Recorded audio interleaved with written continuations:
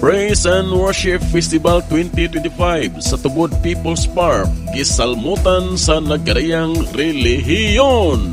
Kasadiya ka og may nitong pagampo ang gibati sa mga katawhan gikan sa nagarayang relihiyon nga nagatuo kang Hesus nga buhing Dios atol sa Praise and Worship Festival 2025 niadtong Oktubre 12, 2025 sa Tubod People's Park, isip kabahin sa pagsaulog sa ika-79 araw ng Tubod. Ang maong kalihukan gipasugdahan sa local government unit of Tubod aron mahatagan o gigayon ang mga kaigsuunan sa lain-laing denominasyon nga magkatigom o makiusa sa pagpadayag sa ilang pagtuo sa usa ka buhing Dios. Ang praise and worship usa ka hinungdanong bahin sa espiritual nga kinabuhi sa mga nagtuo kay piniagi niini.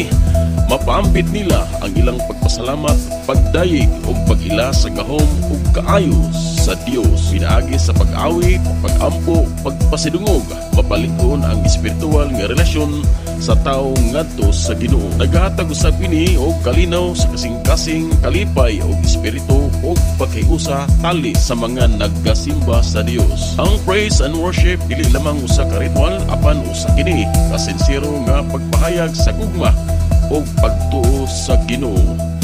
Kini si Ronel DJ Idol Pipito para sa Arangkada News Update. Arangkada, Araw ng Tubod, one flow, one heartbeat, one home.